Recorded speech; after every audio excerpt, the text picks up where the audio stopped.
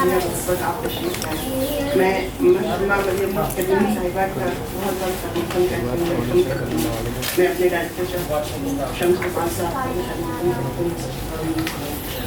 साथ ही में यहाँ पे मौजूद तमाम जो हमारे मेहमान आए थे, जो बड़े राइटर भी हैं, गुलफर साहब, अनिसादी साहब, रकिया रशीद साहिबा शायद बिल्कुल नहीं पाएंगे, कासिम रशीद साहब, अरशद साहब तशरीफ नहीं लाए हैं, निगरात अजीम साहिबा भी तशरीफ नहीं लाए, रक्षंदा जूही साहिबा, नईमा जाफरी, प्रोफेसर सल्तन निसा साहिबा, मोहम्मद अलीम साहब, इकबाल बल्की साहब, शहनाज रहमान साहिबा, इन तमाम लोगों का मैं खतूम करती हूँ, वेलकम करती हूँ। साथ ही यहाँ पे मौजूद हैं निसार अहमद साहब, नेहा साहिबा, तौसीफ खान साहब, सलमान अब्दुल समद साहब ऑनलाइन जुड़े हुए हैं, शहजाद खान साहिबा, हबीब सैफी साहब, सिराज अजीम साहब और खुर्शीद अकरम साहब। तो मुश्ताक नूरी साहब का मैं खासतौर पर मखदूम करती हूँ।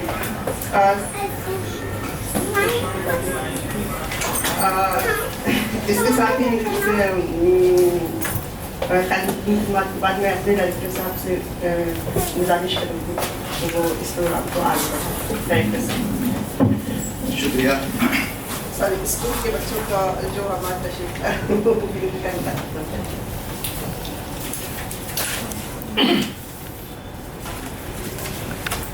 जनाब आबिद सूची साहब, मोहतरमा मरियम करीम अहलावत साहबा और हमारे तमाम अहम सलाहकार यहाँ तीन पीढ़ी को रिप्रेजेंट कर रहे हैं। बहुत जूनियर भी हैं और बहुत सीनियर भी हैं। सब अपने आप में बहुत नुमाया है। मैं इस प्रोग्राम में आप तमाम लोगों का इस्तकबाल करता हूँ। मेरी खुशनसीबी है हमारे दरमियान में आबिद सूची साहब मौजूद हैं, जिनकी शख्सियत किसी तारुफ की मोहताज नहीं, अपने आप में एक अंजुमन है। हमारे दरमियान हमारी मेहमान इस इफ्तिताही इजलास में मरियम करीम अहलावत साहबा हैं। मैं आप सबका भी खैर मकदम करता हूँ। ये प्रोग्राम दरअसल मेरे दिल के बहुत करीब है। काउंसिल में जिम्मेदारी लेने के बाद बहुत सारे काम ऐसे हैं जो हो रहे हैं और होते रहेंगे, लेकिन ये वर्कशॉप इसलिए अहम है कि जब हम बच्चों और नौजवानों से मुखातिब होते हैं तो वही हमारा टारगेट ग्रुप होता है, जहाँ से हम लीडर पैदा करते हैं। जब हम शिक्षित समाज, तालीम याफ्ता समाज की जब बात करते हैं तो उसकी शुरुआत जो होती है उसका एक अहम पहलू वो बच्चे और वो नौजवान हैं, जिन्हें स्किल करना, उनकी तरबियत साजी करना, उन्हें एडुकेट करना, ये हमारी जिम्मेदारी है। हमारी जिम्मेदारी से मुराद ये है कि हर वो पढ़ा लिखा तबका या हर वो पढ़ा लिखा शख्स, उसकी ये जिम्मेदारी बनती है कि वो समाज के लिए, समाज को कैसे फरोग दे। बच्चे और नौजवान समाज का पार्ट है। हमने क्या दी, क्या बताएं, किस तरह उन्हें हम आगे ले जाएं, नई स्ट्रीम से जोड़ें। अब तक जो कुछ भी हुआ है वो बहुत है, लेकिन मेरे हिसाब से हेलो उसमें बहुत गुंजाइश है। आप लोग दिखाई दे रहे हैं हमको। हेलो मुझे लगता है कि ज़किया शेख की उपस्थिति से हेलो। कीजिए। वीडियो ऑन कर लें। वीडियो ऑन कर लें, आप दिखाई नहीं देते। वीडियो ऑन कर लें। तो मैं ये कह रहा था कि हम किस तरह से रीडर पैदा करें और अपने बच्चों और अपने नौजवानों को मेन स्ट्रीम चीज़ों से जोड़ें। इसीलिए हमने एक मीटिंग का इनकाद किया था। गालबन वो मई का महीना था या मुझे एग्जैक्टली डेट याद नहीं है। उसमें मैंने बड़े अहम उर्दू के राइटर को मदद किया, ये जानते हुए कि उसमें बेशतर लोग का ताल्लुक बच्चों के अदब से नहीं है। मुझे ऐसा लगता है कि दुनिया की किसी भी ज़बान का बड़ा अदब बच्चों के लिए लिखता है। आप कहीं चले जाइए, आप किसी भी अदब की बात करें, उसमें आपको ऐसी तस्वीर मिल जाएगी। और बहुत दूर ना जाएं, हम पीछे मुड़कर देख लें, अल्लामा इकबाल को देख लें, या उस तरह के जितने लोग आप देख लें, सब ने शाहकार नज़में, शाहकार कहानियाँ बच्चों के लिए लिखी हैं। इधर मुझे ये महसूस होता है कि हम उस जिम्मेदारी से थोड़ा सा दूर होते चले जा रहे हैं, और उसकी वजह जो भी है वो तो बेहतर अदीब ही बता पाएंगे। लेकिन हमने ये सोचा कि एक कंसेप्ट बनाएं और बच्चों के अदब के फ़रोग़ के लिए जो कुछ हो सकता है, जो हमारे अदीब जो लिख रहे हैं उनके साथ हम डिस्कशन करें, उन्हें समझें कि वो कितना समझ रहे हैं या हम कितना समझ रहे हैं। तो ये एक सिलसिला हुआ और उस कंसेप्ट को हमने सोशल मीडिया के ज़रिए आम करने की कोशिश की, और बराह रास्त कनेक्ट हुआ रीडर के साथ भी और ऑथर के साथ भी। और तजवीज़ हमारी थी कि आप लोग इस पर हमें मवाद दीजिए, हम इसको वर्कशॉप मोड में जा कर के देखेंगे कि क्या बेहतर हो सकता है और उस पर बात करेंगे। हमारे पास कुछ लोग ऐसे हैं जिनसे मेरा कभी कोई रिश्ता या कभी कोई मुलाकात नहीं की, उन्होंने भी हमें वो प्रपोजल दिया। कुछ लोगों को प्रपोजल खत के ज़रिए मांगा, जिनका प्रपोजल आया वो सब यहाँ तशरीफ़ रखते हैं अपनी अपनी कहानी के साथ, अपने अपने तजुर्बात के साथ। हम इस वर्कशॉप में उन्हीं कहानियों पर बहस करेंगे, बातें करेंगे और अपने तजुर्बे को शेयर करेंगे। मुझे लगता है कि अगर हम इस वर्कशॉप में 3 दिनों तक एक साथ बैठ करके अगर किसी कहानी पर या किसी टॉपिक पर अगर हम किसी नतीजे पहुँचते हैं, तो फिर वो किताब की शक्ल में शाया होगा। तो मुझे लगेगा ये एक एसेट है जो हमने कोशिश की पैदा करने। क्योंकि जब इज्तमाही तौर पर कोई चीज़ को सोचते हैं तो नतीजा ज़्यादा बेहतर निकलता है। ये वर्कशॉप जो हो रही है, इसमें हमने शख्सियात और कल्चर हेरिटेज पर कहानियाँ मंगवाई। सबको मालूम है नई तालीमी पॉलिसी 2020 में मदर टंग की अहमियत और कल्चर हेरिटेज के फ़रोग़ की बात की गई है, और ये कहा गया है कि शुरू से ही बच्चों को इस तरह की तालीम दी जाए। बहुत अच्छी अच्छी कहानियाँ हमें मौसूल हुई हैं। इसमें जो भी लिखने वाले हैं सब बहुत मुअत्तर हैं, लेकिन जब हम साथ में बात करेंगे तो मुमकिन है कि और कुछ बेहतर चीज़ उभर करके आएगी। ये वर्कशॉप इसी के लिए किया गया और आप सब लोग यहाँ आए। मुझे बेहद खुशी है कि जब हम 31 मार्च 2025 में जब क्लोजिंग ईयर कर रहे होंगे, तो मैं यकीन दिलाता हूँ एज ए डायरेक्टर कि जो लोग यहाँ आए हैं, जिनकी कहानियाँ यहाँ सेलेक्ट होंगी, वो किताबी शक्ल में 31 मार्च के पहले खूबसूरत, दिलकश, बेहतरीन पेपर, बेहतरीन इलस्ट्रेशन के साथ हम इसे शाया करवाएंगे। एक डायरेक्टर जो कह रहा है, अब तक जो कहता आया है वही पूरा कर रहा है।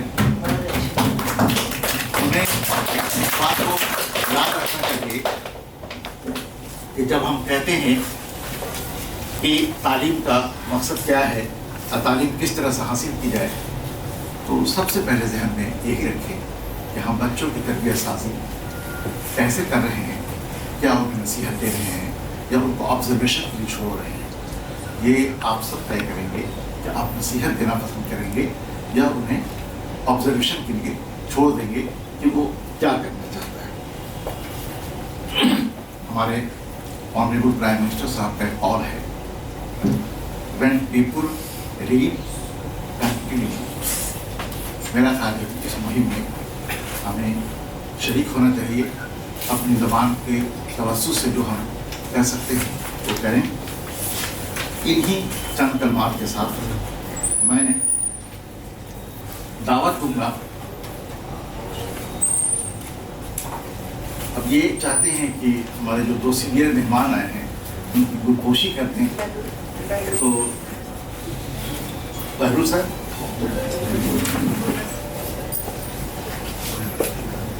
उठिए सर।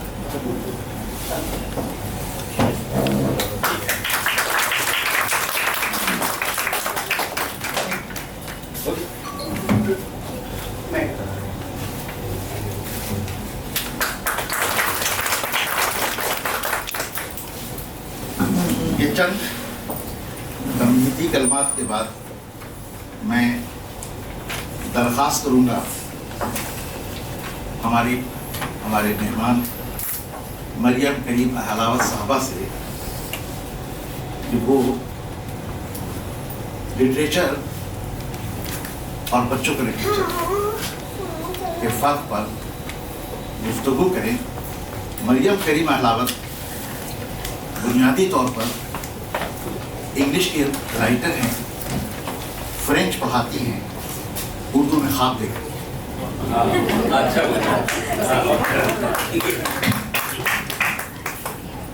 इनका शाहकार Putul and the dolphin, Bulla and the hangul, the king and the क्यान, ये तीनों किताबें काफ़ी चर्चित हैं, बहुत शौक से पढ़ी जाती हैं, जो 9 ज़बानों में इसका तर्जुमा हो चुका है। तुलिका पब्लिशर ने इसे पब्लिश किया है। उसके अलावा my little boat, the street of mist, इसके अलावा जो जानकारी होगी वो मरियम साहबा को होगी। कि बेहतर मैं चाहूँगा कि बीच में ज़्यादा ना बोलूँ, मेरी बोलने की आदत कम है तो ज़्यादा बोल गया। मैं चाहूँगा कि मरियम करीम अहलावत साहबा इजहार ख्याल करें इनॉग्रेशन में। शुक्रिया।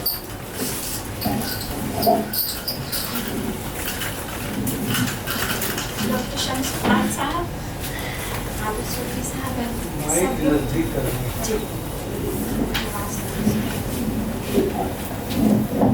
I'm really honored to be called here amongst all the great writers of Urdu. And I write in English, but like I said, my writing in English is very much influenced by Urdu. हमने बहुत सारी बच्चों की किताबें लिखी हैं, क्योंकि आज हम लोग बच्चों की किताबों की बात कर रहे हैं। तो हम आप लोग मतलब हम ये सोचते हैं कि बच्चों की जो दुनिया है उसको थोड़ा सा नज़रअंदाज किया जाता है। सिर्फ ये देखा जाता है वो लोग क्या ख़रीदना चाहते हैं, कौन सी चिप्स खाएंगे, क्या है, मगर जो उनकी जो एग्जिस्टेंस है, जो दुनिया है, जब हम अंग्रेज़ी में और बोलेंगे बीच में, तो उसको इतनी तवज्जो नहीं दी जाती, क्योंकि वो भी एक ज़िंदगी का एक वक्फा होता है, एक हिस्सा होता है, जिसमें इंसान इतना ही इम्पोर्टेंट होता है जितने बड़े लोग का होता है। तो जब तक वो कंज्यूमर्स नहीं हो जाते तो उनको इतना इम्पोर्टेंस नहीं दी जाती। हमारे घर में हमको कहानियाँ कहने का इसलिए शौक़ हुआ क्योंकि हमारे यहाँ दोनों तरफ लोग बहुत सारी कहानियाँ सुनाते थे।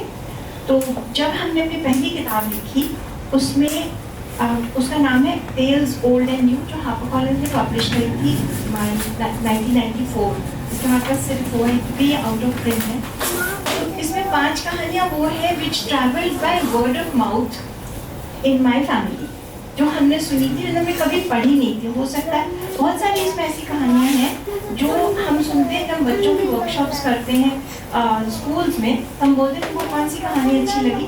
कभी कभी कोई बच्चे के पास वो कहानी होती है जो हमारे ख्याल में आप लोगों ने भी ज़रूर सुनी होगी। तो इसमें हम आपको जो कहानियाँ हैं तो हम उसमें थोड़ा सा आपको बताएं कि जो पुरानी कहानियाँ हमने अंग्रेज़ी में जिनका तर्जुमा किया है या रेंडर किया है, वो आप लोगों ने शायद ज़रूर सुनी होंगी। उसमें से है एक हंसती गाती चिड़िया रोता रहता पेड़, किसी ने सुनी है वो कहानी? वो हम लोग को बहुत सुनाई जाती है। उसमें वो एक भाई को भेजती है, बहन को पत्थर बन जाते हैं, आपने सुनी है? हाँ, वो उसको हमने यहाँ पे किया है, तो हमने कहानी फिर एक सबर बादशाह की कहानी किसी ने सुनी है? वो शायद शहरजाद की कहानी होगी, पता नहीं, हम लोग के खानदान में सुनाई जाती थी कि वो पंखा इधर से इधर करती थी, सबर बादशाह हाजिर हो जाता था, फिर उधर से उधर करती थी। फिर एक कहानी है गरीबदास।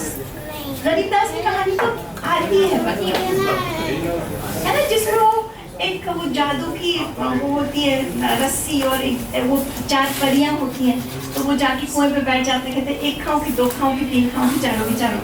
आपने सुनी है ना? ये सब कहानियां हैं जो ऐसे पढ़ी नहीं है।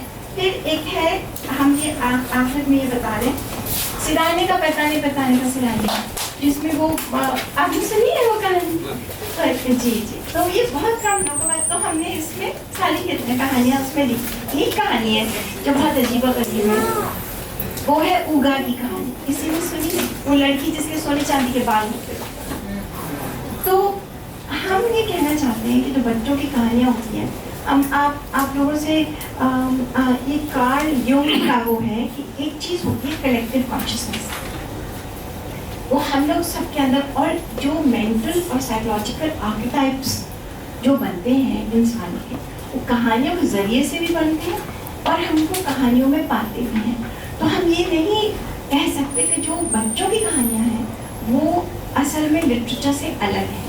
अगर व्लादिमीर क्रोप या स्ट्रक्चरलिस्ट जो हैं, जैसे लेवी स्ट्राउस, जिन्होंने the structure of a folk and fairy tale के ऊपर काम किया है कि उसकी क्या अहमियत होती है, तो इस किताब के पीछे हमने ये लिखा है कि fairy tales and folk tales have always been part of our growing years, and the stories in this book are both for children and adults, and we can find ourselves in the stories. Are we the hero? Are we the wicked witch? Are we the protagonist? हम लोग क्या हैं? क्योंकि हम लोग अपनी जिंदगी कहानियों के बेसिस पे जो हमने बचपन में सुनी थी, इसलिए हमें पूरा यकीन है, उसके बेसिस पे हम लोग बहुत ज़रूरी डिसीशंस लेते हैं और हमारी जो पर्सनालिटीज़ डेवलप होती हैं उन कहानियों में अब फिल्में भी आती हैं। और तो जो बच्चों की कहानियाँ हैं वो बहुत सीरियस होती हैं। तो ये जो हम आपको सिर्फ एक कहानी के बारे में बताना चाहते हैं। आजकल बच्चों की कहानियों में वोक स्टोरीज आपने सुना है, वोक लिटरेचर, कि बच्चों को बताना चाहिए जैसे LGBT क्या होता है, ये होता है, मतलब बच्चों को बहुत सारी बातें सिखाई जाती हैं। तो ये एक मतलब हम समझते हैं कि एक किस्म का बस शोशा है, क्योंकि हमेशा से बच्चों की कहानियाँ वोक स्टोरीज होती हैं। चाहे आप इन्हें गाइड पढ़ लीजिए, चाहे आप ये पुरानी कहानियाँ देखिए, इसमें से हम सिर्फ एक कहानी की बात करेंगे, क्योंकि हमारी जो नॉवल है, जो एक इंटरनेशनली नॉमिनेटेड है, जो बहुत लिटरेरी नॉवल है, उसमें हमने कहानियों के जरिए से प्रोसीड किया है जो हम बचपन में सुना करते थे। और उस किताब का नाम है माय लिटिल बोट, क्योंकि ये उगा की कहानी है। वो एक उगा एक लड़की होती है, उसमें हम आपको बहुत मतलब ब्रीफ में सुनाएंगे, और उसमें आप देखिएगा कितनी सारी चीज़ें हैं जो डिस्कशन में नहीं आती है मगर कहानियों में आती है। तो उगा की कहानी ये है कि एक था बादशाह। हम लोग के यहाँ कहानी शुरू करी जाती है, एक था बादशाह, हमारा तुम्हारा खुदा बादशाह, हम बादशाह किसी नहीं मानते। एक था बादशाह ना हमारा खुदा बादशाह। तो बादशाह की बेटी पैदा हुई, उसके सोने चांदी के बाल थे। ये हम लोग को गा गा के सुनाई जाती थी, हमारी नानी गा के सुनाती थी इसकी जो सभी दिन में ओल्ड एज। तो उसके सोने चांदी के बाल थे, और जब वो पैदा हुई तो उसके जो बादशाह और जो उनकी बीवी थी, उन्होंने सोचा कि इसको छुपा लेते हैं, ऐसा ना हो इसकी वजह से कोई बवाल पैदा हो जाए। तो उसको उन्होंने बिल्कुल छुपाया, यहाँ तक कि अपने भाई से भी छुपा लिया। उसको भी नहीं बताया कि तुम्हारी ऐसी बहन है जिसके सोने चांदी के बाल है। उसका नाम था उगा। अब ये नाम कहाँ से आया हमें नहीं मालूम, अगर किसी को पता हो तो हमें बता दें। तो वो जो थी वो जाती थी कुएं पे या जौहर पे, पता नहीं कहाँ, कुएं पे कहते, नहाने जाती थी अपनी बालियों के साथ। तो एक डिबिया में जो बाल गिरते थे वो जमा करके और रख जाती। तो एक दफ़े क्या हुआ कि वो डिबिया भूल गई वहाँ पर, वो बड़ी हो गई और बहुत खूबसूरत थी। तो उसका जो भाई जो शहजादा था, वहाँ से गुजर रहा था तो उसने एक दिव्या देखी, खूबसूरत सी वहाँ रखी हुई थी। उसने देखा तो उसमें सोने चांदी के बाद वो गया और वो खटवाटी लेके पड़ गया। कहते थे ना कहानियों में सुनाया जाता। तो उसके जो वालिद थे, जो बादशाह थे, उन्होंने कहा क्या हुआ बेटा, खाना वाना छोड़ दिया तो अगर किसी ने आँख दिखाई है तो उसकी आँख निकलवा दो, किसी ने बुरी बात कही है तो उसकी ज़बान खिंचवा दो, वगैरह वगैरह, वो जो कहानियों में होता था। फिर उसने आखिरकार जाकर बताया और दिव्या दिखाए, कहा ये जो लड़की है जिसके ये सोने चांदी के बारे में से शादी अब तो बिल्कुल दम रह गया, सब तो तुम्हारी बहन। तो उसने कहा अगर मेरी बहन होती तो मुझे पता क्यों नहीं। तो वो अड़ गए, वो वटवाटी खटवाटी लिए पड़े रहे। तो फिर उसके बाद अब इन्होंने बहुत सोचा कि अब लोगों ने इसके हम आपको बताएंगे इसका वो। तो आखिरकार लोगों ने तय किया कि क्योंकि वो शहजादा है, आखिर तो वही बादशाह बनेगा, तो उसकी बात माननी जरूरी। तो इन लोगों ने शादी की तैयारियां शुरू कर दी। अब उगा को कुछ नहीं पता। एक दिन वो अपनी खिड़की में बैठी, उसने देखा एक औरत बहुत सारा गेहूं और ये सब साफ कर रही है और लोग आते हैं तो कह रही है करे कौवा करे बहन भाई का ब्याह, करे कौवा करे बहन भाई का ब्याह। किसका ब्याह हो रहा है? तो उसने कहा बेटी तुम्हें नहीं पता कि तुम्हारा ब्याह हो रहा है तुम्हारे भाई। तो उसको पता था उसका भाई, तो बहुत परेशान हो गई। उसने अपनी बालियों को लिया और उसने अपने सर पे कपड़ा डाला और जा करके वो कुआं या जौहर जो भी था एक छोटी सी नाव में बैठे और उसने कहा डूब जाए। तो फिर एक पूरा खानदान आ गया और लोग गा गा के कहने लगे। अब वो पता नहीं कहाँ कहानी हो सकता है, और बिहार की लोग जमा पार्टी में फैमिली पूरब से हैं, तो वो कहने लगे बेटी रे बेटी निकल गया और बेटी तो तुम्हारे वालिद भी आए। तो वो कहती है कि अब तो आप भाई ससुर भाई हमारे ससुर भाई, इस तरह से सब लोग जाते हैं। आखिर में भाई आता है, वो कहता है, वो भी कहता है भाई हमारे बहना, मगर वो कहती डूब जाने का डूब जा पर भैया डूब जा। अब ये बहुत एक डार्क किस्म की कहानी जो बच्चों को सुनाई जाती है। इसमें बहुत सारी ऐसी चीज़ें हैं जो हमारी सोसाइटी से जुड़ी हुई हैं। इसमें सबसे पहली बात पेट्रियार्की, कि अगर शहजादे ने कह दिया तो ऐसी एक बिल्कुल एक अनहोनी सी बात भी जो है उसको एक्सेप्ट कर लिया जाएगा कि वो है। दूसरी बात इंसेस्ट की बात है, इसमें भाई बहन की शादी नहीं हो सकती, एक इंसेस्ट एक बहुत मतलब उसका टैबू है बहुत बड़ा। फिर उसमें एक और बहुत हमको लगता है अहमियत की बात है कि एक औरत के लिए जो उसको एक अनटेनेबल सिचुएशन में डाल दिया जाता है, जो उसके लिए बिल्कुल अनएक्सेप्टेबल है, उसके लिए क्या वो है, उसका क्या कर सकती है, तो वो अपनी नैया को लेके और वो चली जाती है। तो हमारे जो लिटरेचर जो किताब है हमारी इंटरनेशनल अवार्ड नॉमिनेटेड किताब है, इसका नाम ही हमने रखा है माय लिटिल बोट। और क्योंकि जो हमारे जीवन की नैया होती है उसमें हर चीज़ होती है। अंग्रेजी में माय लिटिल बोट का कोई ऐसे मतलब नहीं होता, मगर जब हम उसको हिंदुस्तानी में कहते हैं नैया का बहुत बड़ा एक मतलब इम्पोर्टेंस होती है। तो और ये किताब जो है अभी हम लोग बात करें तो पानी की, it is dedicated to Al Khizr अलैहिस्सलाम, क्योंकि he was a saint of water.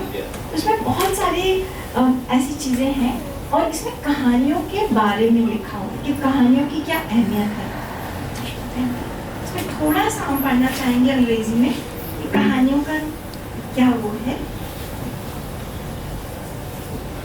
और क्योंकि हमने शायद हमने उस वक्त नहीं सोचा था, बट क्योंकि हमने ये सब पढ़ा हुआ है फ्रेंच लिटरेचर में और इसके मतलब ब्रॉक एंड लेवी-स्ट्रॉस और ये सब, तो इसके कुछ इफेक्ट हमारे पर हुआ होगा। हमने 20 साल पहले किताब ली। In stories we find our collective selves integrated. Tales are the collective consciousness of cultures, but the world has no modern tale. फिर इसमें ये लिखा है, you can only truly know the people who have been told the same stories as you in childhood. मतलब जो उनके साथ connection होता है, क्योंकि आपके जो मेंटल और साइकोलॉजिकल आर्केटाइप्स बन रहे हैं, वो जिन्होंने आपकी वही कहानियाँ सुनी है बचपन में, उनके साथ जो कनेक्शन होता है वो एक बहुत ही गहरा कनेक्शन होता है। और लिटरेचर में एक और हमें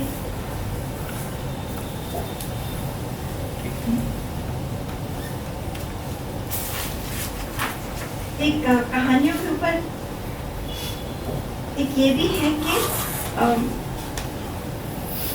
कहानियाँ जो है वो हमें लोगों से इस तरह से जोड़ती हैं, और जो लिटरेचर को जिस तरह से जोड़ती है वो एक बहुत ही एक गहरा रिलेशनशिप होता है, और उसके मतलब इंसान तो इसमें एक तो उगा की कहानी है, तो ये जो प्रोटैगनिस्ट है, इसकी नसरीन नाम है इसका, ये एक थोड़ी डिस्प्लेस्ड किस्म की इंसान है from Europe, small town.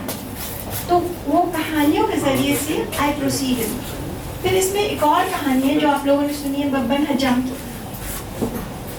Babban हजाम की कहानी सुनी है, बहुत ही इंटरेस्टिंग कहानी है, जिसमें वो हजाम है, वो राजा के बाल काटने के लिए बुलाया जाता है, तो दिखता है राजा के सर में 2 सींग है। I think it's a very popular story. तो फिर वो, क्योंकि हम लोग कोई चीज़ अपने पेट में नहीं रख सकते, वो बब्बन हजाम नहीं रख सकता था, तो उसने कुएं में जाके और कह दिया राजा के सर में 2 सींग। उस कुएं में से ताड़ के पेड़ निकले, जिसके बने सारंगी, सरोद और ये सितार और ढोल या तबला। तो फिर ये भाण जो होते हैं ये बुलाए गए राजा के कोर्ट में। राजा ने कहा था किसी को बताओगे तो तुम्हारा सर कलम कर दिया जाएगा। तो जब वो आए वहाँ पे तो बुलाए गए, तो उन्होंने शुरू किया, तो सारंगी शायद शुरू किया, रे रे रे रे राजा के सर में 2 सींग, सर पे 2 सींग। तो फिर सितार बोला किन किन किन किन किन ने कहा, किन ने कहा, किन ने कहा। तो तबला बोला बब्बन हजाम। फिर राजा ने उसको बुलाया। अब इसमें ये है कि अगर हम लोग कोई भी चीज जो कहते हैं, आजकल आप कह सकते हैं कि राजा के सर पे 2 सींग है, जेल चले जाएंगे सीधे, है ना, हम लोग नहीं कह सकते। तो उसी किस्म से इसकी जो अहमियत है वो एक पॉलिटिकल अहमियत। एक बच्चों की कहानी सिर्फ बच्चों की कहानी नहीं होती है, वो उसमें पॉलिटिक्स होती है, उसमें सोशल इश्यूज होते हैं, उसमें बहुत सारी चीज़ें होती हैं। तो ये हमने इस किताब में राजा के सर पे 2 सींग जो हमने कहानी इसमें अपनी नॉवल में इंटीग्रेट करी है, हमने उसमें कहा है 2 सींग है, एक हरा है और एक सैफरन है। ये हमने बहुत पहले और बीच में जो राजा का चेहरा है वो सफ़ेद है अराउंड हिज पेज फेस। तो इसके हमने इनको इस्तेमाल किया है पॉलिटिकल सेंस में, और उसमें तो यही हम बस कहना चाह रहे थे कि बच्चों की कहानियाँ ऐसी होनी चाहिए कि, और अगर हम हम एक चीज़ भूल गए कि अगर अंग्रेज़ी कहानियाँ जो ग्रिम्स फेरी टेल्स हैं, ग्रिम ब्रदर्स ने ये फेरी टेल्स क्यों जमा करी, क्योंकि उनको लग रहा था कि उनकी जर्मन आइडेंटिटी है वो ख़त्म हो गई। तो वो पूरे जर्मनिक एरियाज में गए जहाँ लोग जर्मन बोलते थे, और उन्होंने ये फेरी टेल्स जमा करी।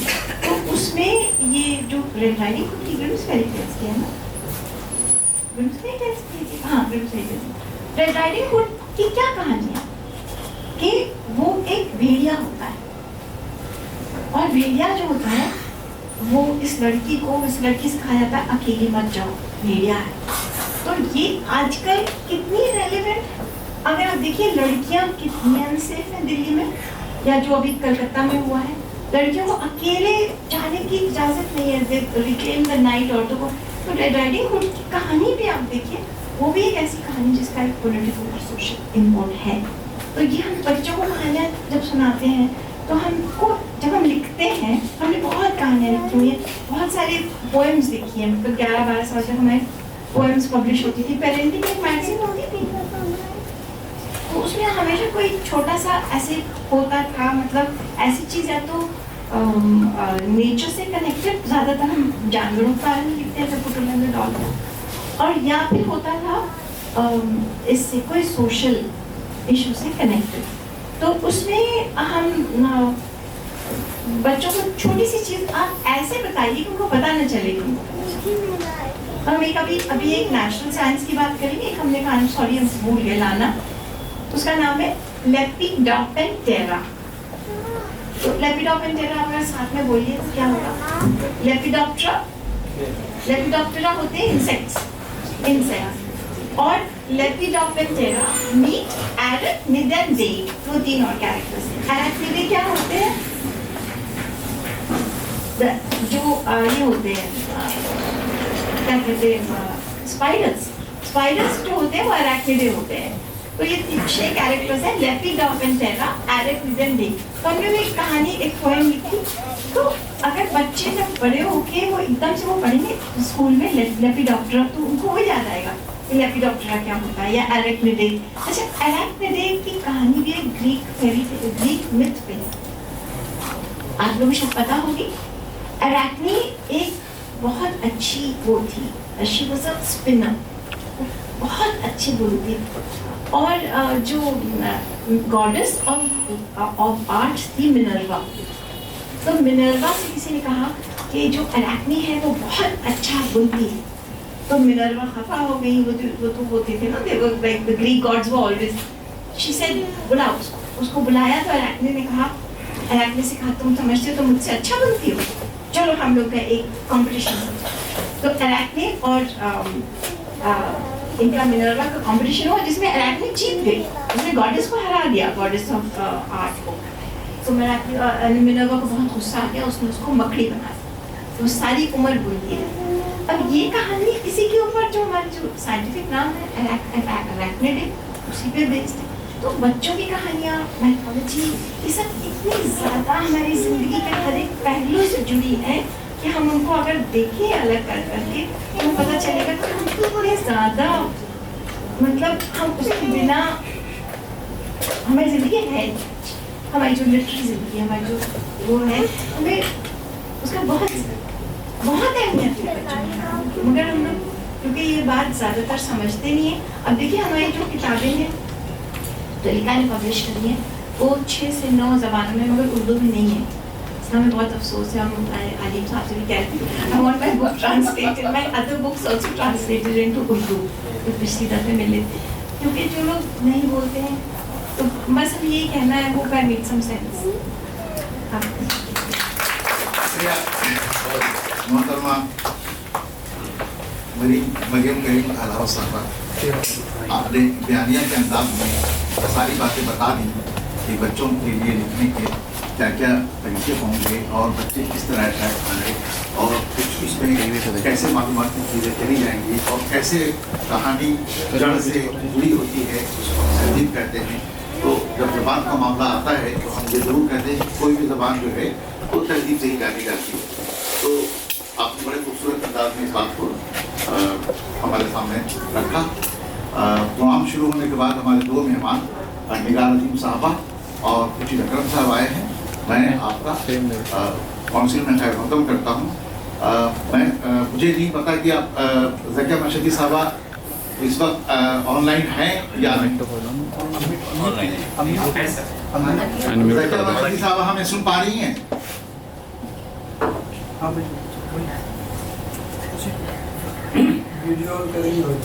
ज़किया मशदी साहबा आप मुझे सुन पा रही हैं?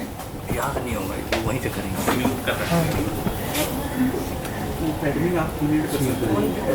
नहीं आप मुझे सुन पा रही हैं मैम? ठीक है, आप मुझे सुन पा रही हैं? जी जी, आपको मेरी आवाज मिल रही है मैम?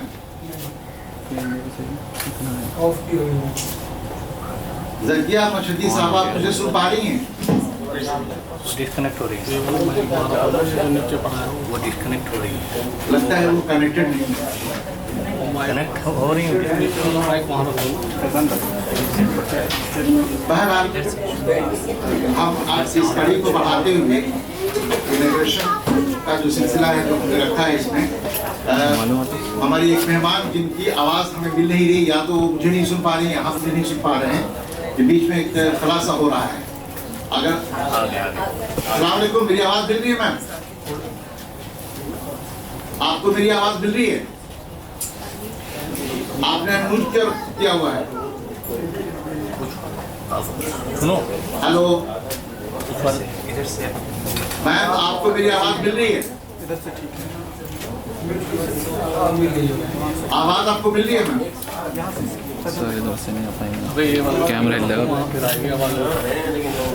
वो यहाँ से नहीं होगा, वो वहीं से करेंगे। उन्होंने मीट कर लिया है। आपको आवाज़ मिल रही है मैम?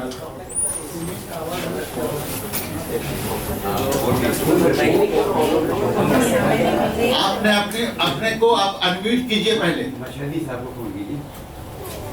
आपकी आवाज मुझे नहीं आ रही है। आवाज नहीं आ रही। एक वो हटते हैं। सुनो सुनो माइक उठा वहाँ लो। इधर एक माइक देना इधर। नहीं यहाँ नहीं जाएगा ये वाला तो ना। ये वाला हाँ वहाँ लो। हेलो यहाँ से वो देखना होगा। साउंड का देखना यहाँ पे। नहीं नीचे हाँ हेलो मैम, मेरी आवाज आपको मिल रही है? हेलो उनकी आवाज नहीं आ रही है।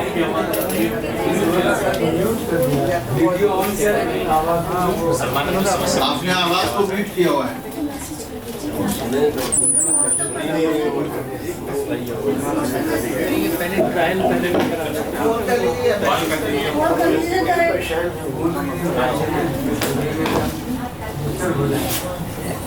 हेलो। हाँ आपकी आवाज मिल रही है? आवाज मिल रही है हमारी? हेलो। जी जी आपकी आवाज आ रही है।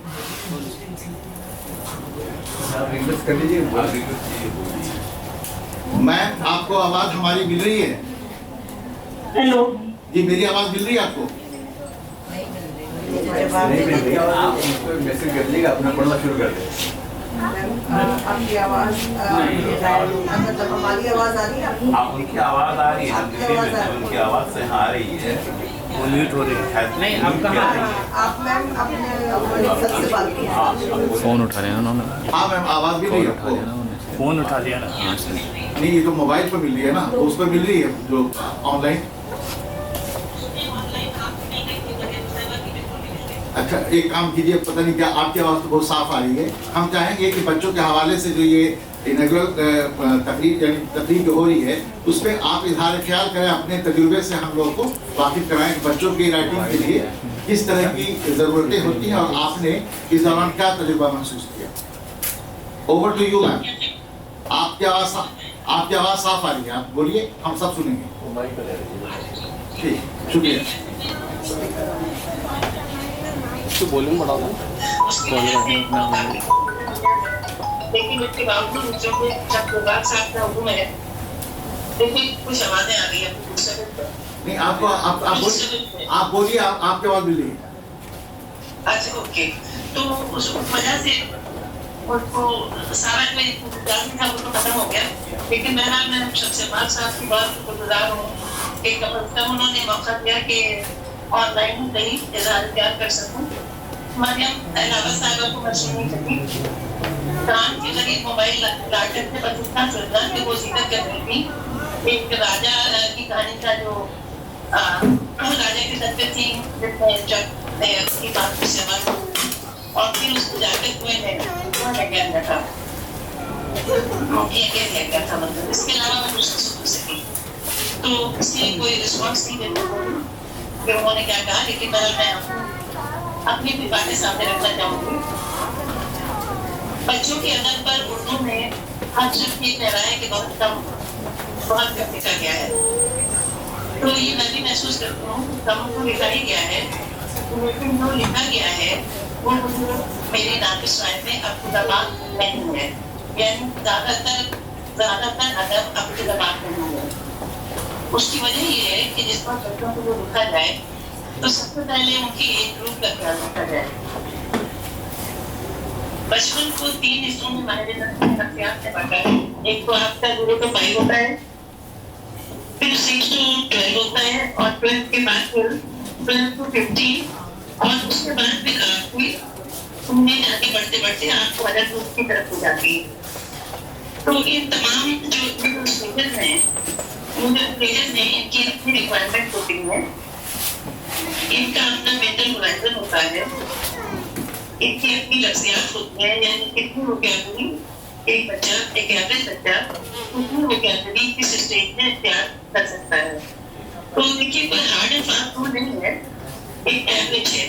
उसी तरह ये भी ना समझे कि जितना 5वीं सालगिरह खत्म हुई बच्चे की 5 मतलब उसने 6वीं सालगिरह बनाई, दूसरे दिन से उसका तब्दील हो जाएगा, यानी उसकी लफ्जियात तब्दील हो जाएंगी, उसका मेंटल डेवलपमेंट बिल्कुल आगे बढ़ जाएगा। ऐसा नहीं होता है, ये एक स्लो प्रोसेस है, लेकिन एवरेज है हर उम्र के। तो उनका ध्यान में रखना बहुत जरूरी है। जो भी लिख रहा है, जो राइटर है, उनको ये ख्याल रखना चाहिए कि मैं सिर्फ फेसबुक के लिए लिख रहा हूँ। दूसरी बात ये कि एक ही किताब में अगर मुख्तलिफ कहानियां हैं, जैसे मैंने देखा है बच्चों की किताबों में, तो उसमें सारे एक ग्रुप को तरफ परत कर दिया जाता है। बेहतर होता है कि एक किताब में एक एज ग्रुप को या उसके फौरन बाद वाले एज ग्रुप को टैकल किया जाए। तो जो बहुत छोटे बच्चे होते हैं वो अमूमन अपने गिरदोपेश से आगे कुछ हासिल करते होते हैं और करना चाहते हैं। ये इंसानी तजस्सुस है जिसमें सारी तरक्की की बुनियाद डाली है। तो इन बच्चों के तजस्सुस को इस्तेमाल करते हुए हम उनके ज़हनी कथा में मदद कर सकते हैं। दूसरी चीज जो बच्चों का अदब जिसमें मदद करता है वो एक गोल्डन रूल है, जॉयफुल लर्निंग, यानी वो सीखने का वो अमल उससे बच्चों को फर्क को एहसास हासिल हो। नन्हे बच्चों को आप हिदायत से और नसीहतों से नहीं ला सकते, मतलब लाना नहीं चाहिए। अगर आप ऐसा कर रहे हैं तो गलत कर रहे हैं। बच्चों की कहानियों में कहीं भी कोई वाज़ेह नसीहतें नहीं होनी चाहिए जब तक कि वो कुछ बड़े ना हो जाए और उनको समझने के अहल ना हो जाए।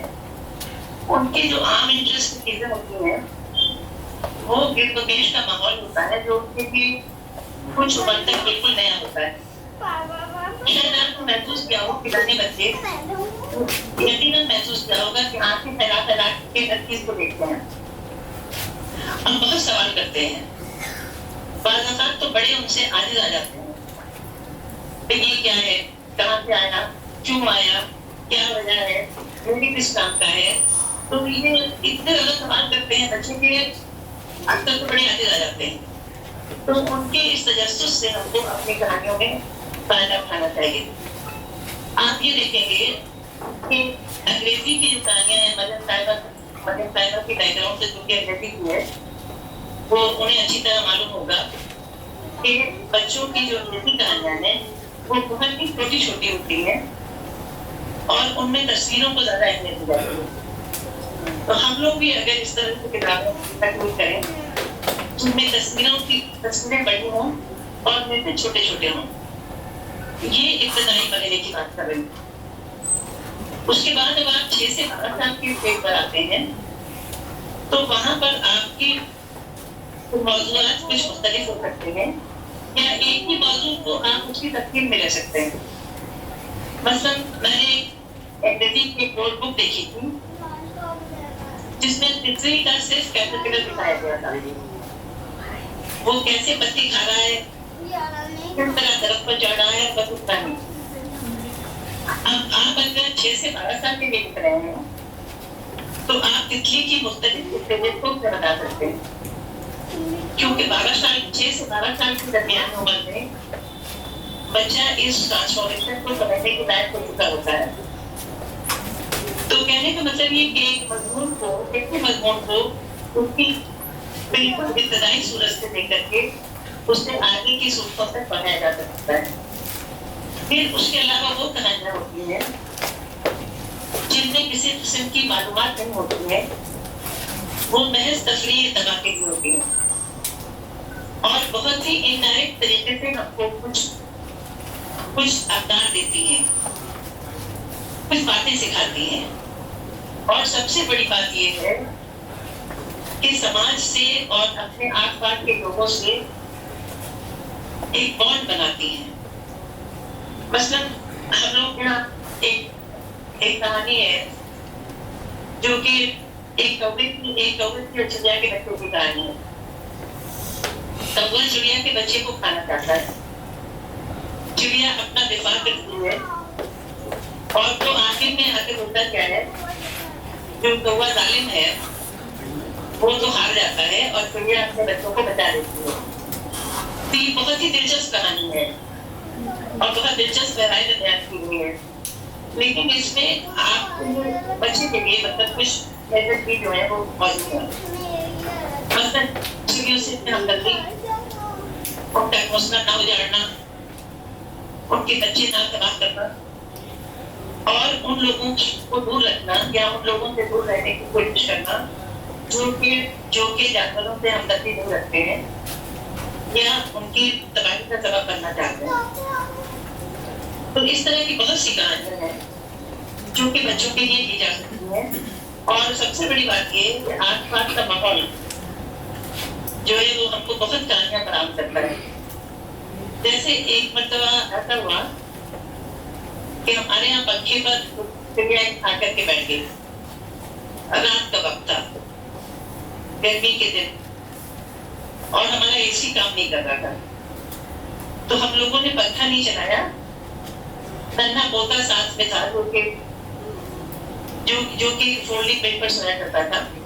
हमने कहा बेटा अगर पंखा चलाएंगे तो इतनी रात को चिड़िया या तो उड़ जाएगी, तो कहाँ जाएगी वो, और दूसरे सबसे बड़ा डर ये है कि वो जख्मी हो जाएगी। तो हम लोग पंखा ना चलाएं, जल्दी बर्दाश्त हो जाएगी कि नहीं। बहुत आसानी से राजी हो गया, बहुत खुशी से राजी हो गया। तो उस वक्त मैंने एक कहानी लिखी, दानियार और तुलिया। ये कहानी गालिबन बच्चों की दुनिया में शाये हो चुकी है। बहुत ही छोटी सी कहानी, मुश्किल से तकरीबन 250-300 अल्फाज में और बहुत छोटे छोटे जुमलों में। तो जब आप इब्तदाई की कहानियां लिख रहे हैं तो उनके जुमलों की साथ उनमें शामिल अल्फाज की तादाद और मौजू की सिंप्लिसिटी यानी इसको मरूज रखना बहुत जरूरी है। दूसरी बात यह है कि बच्चों की कहानियों में अगर वायरस ना आए तो बेहतर है। मैंने अभी हाल में पढ़ा कहीं एक बहुत मशहूर नज़्म है, वो आप लोगों ने भी पढ़ी होगी कहीं ना कहीं, पाइपर, जिसमें एक शख्स जो है उसका गांव वाले उसका नज़्म नहीं अदा करते हैं, तो वो ऐसी बांसुरी बजाता है कि गांव के सारे बच्चे उसके पीछे पीछे चले जाते हैं और वो बच्चे एक किसी पहाड़ी के नीचे गिर जाते हैं, क्या होते हैं। बहरहाल उन बच्चों का कहीं पता नहीं चलता है। पता है इस कहानी को तब्दील कर दिया गया है, हमारे इस नज़्म का एक सीक्वल आ गया है, क्योंकि बच्चे इससे बहुत उदास जाते थे और इस चीज को बाद में रियलाइज किया गया कि हमारा मकसद बच्चों को उदास करना नहीं है। बच्चों के लिए इंबसात और तफरीह का सामान मुहैया करना है, उसके जरिए हमको इनडायरेक्टली उन्हें सिखाना भी है। तो इस नज़्म का एक सीक्वल आ गया है जिसमें कुछ ऐसा कुछ होता है कि जल्दी बात में बजाई जाती है कि वो बच्चे वापस आ जाते हैं, सबके सब सही सलामत हैं और वो अपने अपने माँ बाप को मिल जाते हैं। डेफिनेटली ये जो सीक्वल है इससे बच्चों के बहन से जो डर है वो खौफ है वो दूर हो जाता है। तो मैंने देखा है कि कुछ कहानियों में बच्चों, कुछ कहानियों में तशद्दुद हुई है, उर्दू की कहानियों में।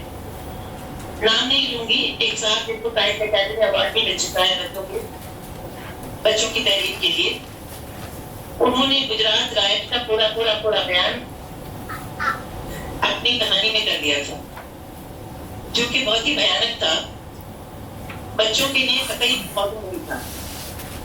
मेरा मकसद यहाँ उनका तब्दील करना नहीं है, मैं उनका नाम भी नहीं कर रही हूँ। वो सिर्फ ये रही हूँ कि कहीं बच्चों की कहानियों में वायलेंस को जगह नहीं देनी चाहिए, किसी ऐसी बात पे जगह नहीं देनी चाहिए जिससे किसी फिरके या किसी मतलब किसी इलाके या किसी नस्ल के लोगों के खिलाफ उनके जहन में कोई भी बात पैदा हो। इस चीज का भी कहानी में बहुत ख्याल रखना है। तो जब भी मैंने कहानियां लिखा चाहती हूँ, दूसरी बात ये है छोटी छोटी बातें, बहुत छोटी छोटी बातें जो कि हमारे गिरदोपेश में है, जिससे हमको मालूमात भी हासिल होती है। मैं आपकी एक मिसाल दे रही हूँ और खुद अपनी जिंदगी से दे रही हूँ। एक जमाना था मेरी बच्ची हुआ करती थी, अब आपको जो भी लगे हो, लेकिन कभी मेरी उम्र 7-8 साल की, उस वक्त घर में एक बकरी का बच्चा मैंने स्नान करके मंगवाया था, लेकिन उस उम्र में ये नहीं मालूम था कि ये चौपाई जुगाली करते हैं। जब बच्चा मुंह चलाता तो मुझे बहुत परेशानी होती कि इसके दांत घिस जाएंगे, तो उसका मुंह पकड़ लिया करती थी। तो वालिद ने ये करते हुए देख लिया, तो उन्होंने कहा कि भाई ये क्या कर रही हो, वो तो अपना खाना बंद कर रहा है। और उन्होंने बहुत सादगी के साथ ये वजाहत की, तो मेरी फिक्र खत्म हो गई कि इस बच्चे के दांत घिस जाएंगे। अब आप ये सोचिए कि अब इस उम्र में मुझे वो बात याद आई कि मैं बकरी के बच्चे के लिए कितनी परेशान हुआ करती हूँ, तो वो जुगाली क्यों कर रहा है, मैंने उन्हें क्यों चला रहा बैठा बैठा। तो मैंने कहानी लिखी दादी की बकरी। अब इस उम्र में चंद साल पहले वो कहानी, वो भी बच्चों को बताने में आई है, बच्चों की दुनिया में दादी की बकरी। और बहुत ही मजाकिया अंदाज में उस कहानी को रकम किया गया है और ये बताया है मैंने कि इन जानवरों के जो चौपाए हैं तो 2 मेले होते हैं, और आप लोग अगर चाहें तो उसको पढ़कर देख लें। तो 6 से 12 साल के दरमियान की उम्र को ध्यान में रखकर लिखी गई है, और उसमें कहीं भी कोई चीज ऐसी नहीं है कि जो बच्चा उर्दू पढ़ रहा है और इस उम्र को पहुंच चुका है, यानी 7-8 साल लेकर 12 साल का है, वो बहुत आसानी से उसको समझ सकता है। और इसी तरह एक कहानी है रोटी क्यों फूलती है, उसमें भी एक छोटा बच्चा है जिसकी प्लेट पर रोटी लाके रखी जाती है जो फूली हुई है, तो वो सवाल करता है कि रोटी कैसे फूल रही है। अब ये बिल्कुल भी बराह रास्त नहीं है, बल्कि बहुत ही इनडायरेक्ट तरीके से और नीम मज़ाहिया तरीके से उसको रकम किया गया है। तो मैं उम्मीद करती हूँ कि जब बच्चों के लिए लोग कहानियां लिखें तो उसमें एम्बेसाद का आंसर जरूर हो, उनकी उम्र को ध्यान में रखकर लिखा जाए और ये ख्याल रखा जाए कि इस उम्र में आप कितनी वोकैबुलरी की उम्मीद करते हैं। एवरेज देखिए, कुछ बच्चे बहुत तेज होते हैं, बहुत ज़हीन होते हैं, वो अपनी उम्र से आगे होते हैं, कुछ बच्चे थोड़ा सा पीछे होते हैं। लेकिन हम जब भी कोई काम करते हैं उससे लिखा लिखने का या खुद को समझाने का, तो उसमें एवरेज को ध्यान में रखा जाता है। तो इसके लिए मेरी एक रिक्वेस्ट है कि जो लोग भी बच्चों के लिए काम कर रहे हैं वो थोड़ा सा बच्चों की नफ्सियात से आगे पैदा करें। उसके लिए कोई डिप्लोमा कोर्स करने की जरूरत नहीं है, कहीं कोई स्टडी कोर्स ज्वाइन करने की जरूरत नहीं है, पर थोड़ी सी जनरल नॉलेज। ये आजकल तो सोशल मीडिया ने बहुत ही ज्यादा आसानियां पैदा कर दी हैं, आप लोग गूगल में भी देख सकते हैं। और अगर कोई आप किताब में जाती है नफ्सियात पर तो उसको भी पढ़ सकते हैं, उससे आपको ये अंदाजा हो जाएगा कि बच्चों के लिए लिखते वक्त बच्चों की नफ्सियात को किस तरह से ध्यान में रखा जाए। अशरफ जब्बार साहब को इसमें खुसूसी से दिलचस्पी है, और जब वो एनबीटी में चीफ एडिटर थे तो उन्होंने कुछ बहुत अच्छी कहानियां तैयार कराई हैं। तो अच्छी कहानियां हमें मिलती हैं, लेकिन उनकी तादाद बहुत कम है। अभी बिल्कुल हाल में मैं कहीं पढ़ रही थी कि ऑस्ट्रेलिया में एक किताबों का मेला सिर्फ बच्चों की किताबों के लिए लगाया गया था। क्या हमारे पास इतनी किताबें हैं कि हम एक मेला बच्चों के लिए लगा सकते हैं? नहीं है। तो ये एक्चुअली उसकी जड़ें जो है एक और मसले से गुजरती हैं, वो ये कि हमारे बच्चे उर्दू नहीं पढ़ रहे। तो बच्चों के लिए कहानियां लिखने के साथ साथ हमें ये भी कोशिश करनी है कि हम बच्चों को उर्दू सिखाएं, और ये चीज घर से शुरू होगी। अगर हम सरकार पर पूरी जिम्मेदारी डाल दें और ये उम्मीद करें कि स्कूलों में उर्दू पढ़ाई जाएगी, तो ये हमारी उम्मीद बड़ा दुरुस्त ज्यादा है।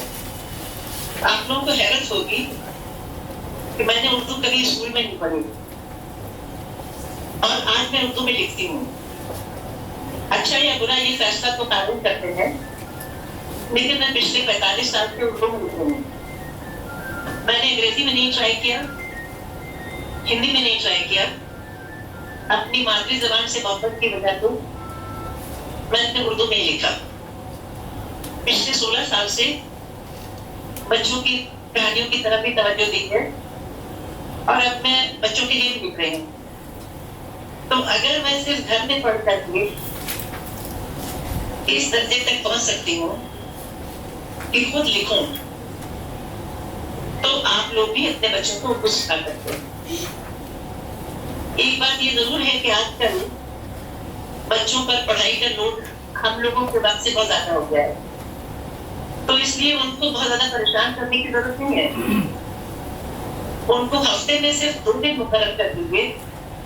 अगर उनके स्कूल में उर्दू नहीं है तो हफ्ते में 2 दिन 3 दिन मुकर्रर कर दीजिए और उस दौरान उन्हें उर्दू पढ़ाइए। जब तक हमारे बच्चे उर्दू के लिए तैयार नहीं होंगे, हम उनके लिए किताब में लिख के क्या करेंगे? तो ये दोनों चीजें लाजिम और मजबूर हैं। कहानियां लिखने के साथ साथ कोशिश करनी है कि हम उन्हें पढ़ने वाले पैदा कर सकें। और शुरू में उर्दू जबान में के अल्फाज इस्तेमाल करते हुए उन्हें जब वो बहुत छोटे हैं तो कहानियां सुनाना भी बहुत जरूरी है।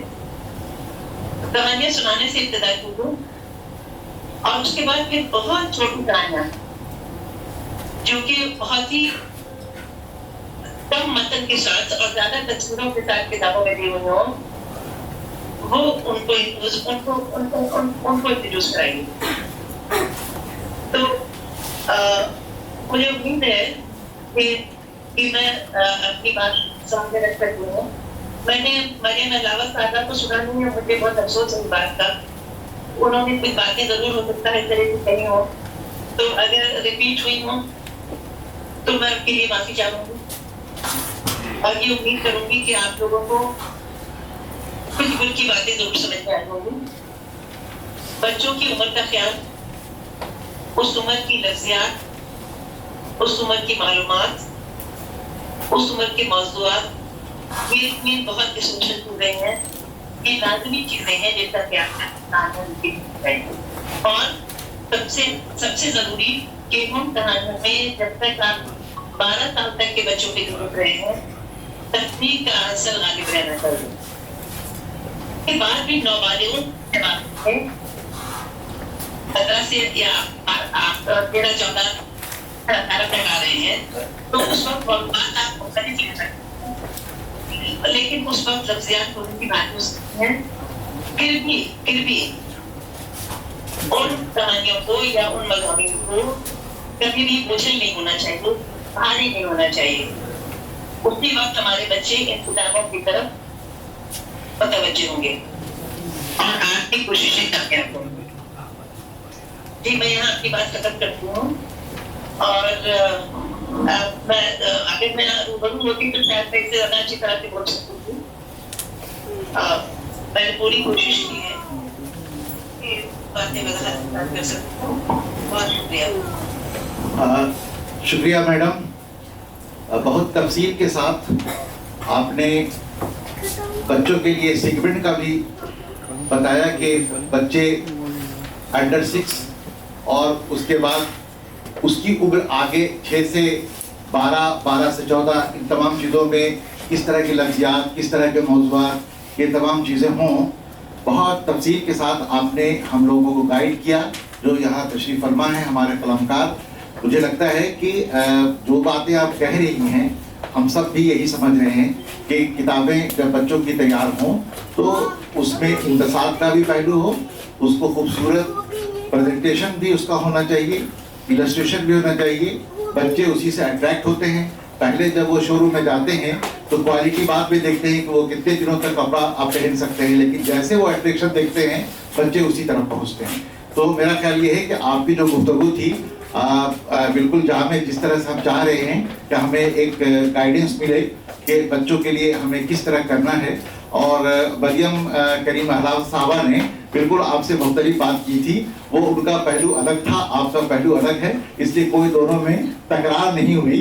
उन्होंने लिटरेचर को और बच्चों के अदब से करीब कहा और ये दोनों चीज़ें एक साथ ही चलती हैं, इस पर उन्होंने जोर दिया। और वो जो भी कहानियाँ गढ़ी जाएँ उसका कहीं ना कहीं तहजीबी पहलू हो।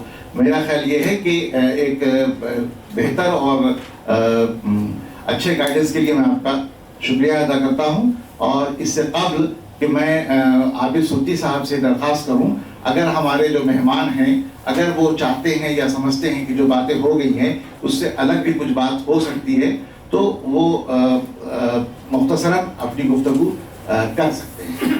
अगर कोई उसमें अगर आप लोग के अंदर किसी में लगता है कि ये बात और की जा सकती है, आप लोग का वेलकम है।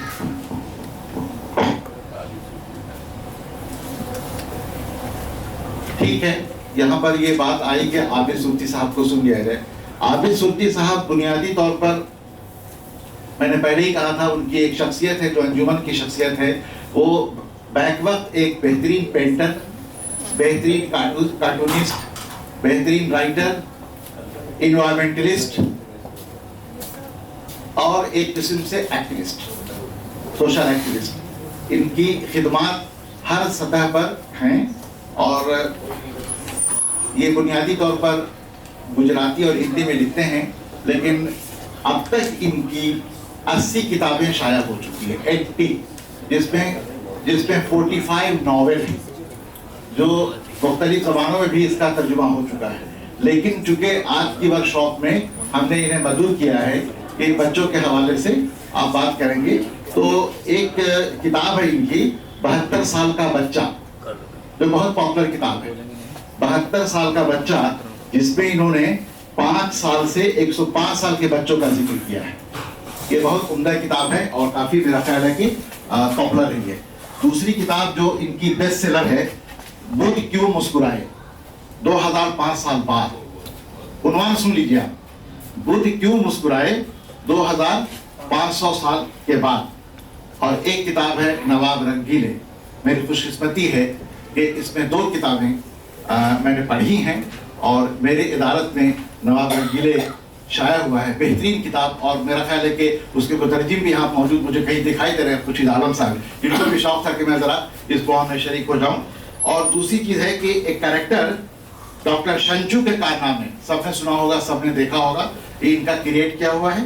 डब्बू जी का जो कैरेक्टर है, इस कैरेक्टर के बारे में बताऊं, इसकी फैन फॉलोइंग में, अब तो दिखा रहे हैं सर, इसकी फैन फॉलोइंग में बड़े नाम मसलन अमिताभ बच्चन, शाहरुख खान, अटल बिहारी वाजपेयी, ये सब इनके फैन फॉलोइंग में है इस किताब के। उसके अलावा एक सुपर हीरो इन्होंने बहादुर के नाम से कैरेक्टर इन्होंने बनाया था, जिसको सुपर हीरो के तौर पर देखा जाता है, जिस पर भी काफी लोगों ने इसको लाइक किया है। वो हमारे दरमियान हैं। मेरी खुशकिस्मती है कि उर्दू वालों के बीच में ये आए हैं। इन्हें जब मैंने इनसे रिक्वेस्ट किया और ये कहते हैं कि मैं ओनली 90 का हूँ, तो हमने सोचा कि ओनली 90 के हैं अगर आप, तो हम लोग के सामने सर आप रूबरू हों और जो आपके तजुर्बात हैं, इन तमाम चीज़ों को जो आपने लिखा या आपने जो किया, 70 साल का तजुर्बा है आपके पास। मुझे नहीं लगता कि आप इतने सीनियर, ज़किया मशदी साहबा का नंबर उसके बाद आएगा, लेकिन ये आपसे भी सीनियर है, ठीक है। तो मैं चाहूँगा कि ज़्यादा वक्त ज़ाया ना करूँ और मैं चाहूँगा कि आबिद सूती साहब इज़हार करें। Over to you sir. अब तक इतना कुछ मैं सुन चुका हूँ कि लगता है कि अब कहने को बचा ही क्या है। बढ़िया बढ़िया बातें ऑनलाइन भी सुनी और इनलाइन भी सुनी।